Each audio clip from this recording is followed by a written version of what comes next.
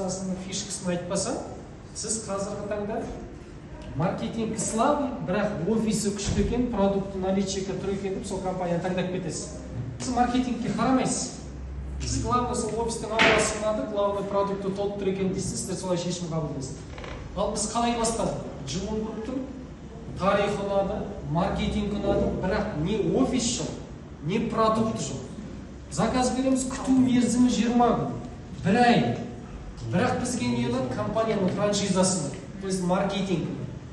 Мынаның маркетингімен тәтемен айтайын, не то, что көз, топырақ сатуға болады, топырақ сату. Потому что маркетингтің маржасы жоқ.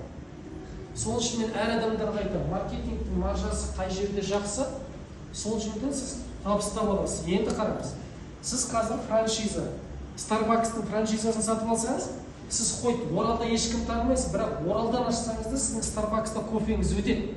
Потому что Starbucks ол известный, танымал. Түсіндіңіз бе? Дәл сол секілді қазір Шафранның, Бауырдақтың франшизасын сатып алып, Атырауға барсаңызда халық жиналады. Өйткені франшиза танымал, түсінікті ғой.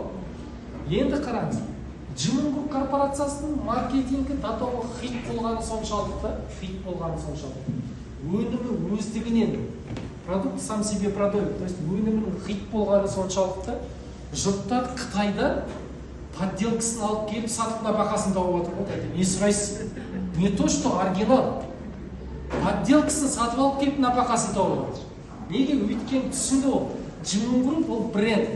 Енді қараңыз, бізде де қазір жұрттар iPhone-ның малазийский копиясын алып келіп сатып отыр. Нәпақасын тауып отыр. Таза оригинал емес ол. Потому что ол iPhone, түсіндіңіз бе? iPhone-ның тупта китайскийінде жұрттар айтыр. Для понтовка болсын деп 35 мыңға айтыр. iPhone-ның сыртын көрсетіп жүрген понтовщиктар да бар. Ол бұлар да бар тәте. Неге? Бренд өз-өзін сатып тұр тәте. Түсіндіңіз бе? Жұмын Груп, Алла нәсіп етсе, бір жылдан кейін вообще бренд болады. Қайда істейсің, Жұмында істейсің. Вот красавчик кезінде бұл дұрыс шешім қабылдаған. Неге? Өйткені Жұмын Груп сияқты деп қазіргі таңда Қытайда неше түрлі проект кіріп отыр. Жұмын Груп сияқты деп кіріп отыр. Түсінікті, өз-өздері істеп. Бірақ Жұмын Груп сияқты емес, маркетингінде звездный болезньдері бар, жұлдызға байланысты статусный болезньдері бар. В общем, араның темасын мен қазір айтсам, алдында біз бақшамызда екеуміз ақылдасқанбыз. Жұмын Груптың маркетинг қадірін түсіну үшін оларға бір күн MBA-дің маркетингін түсіндіру керек дейді.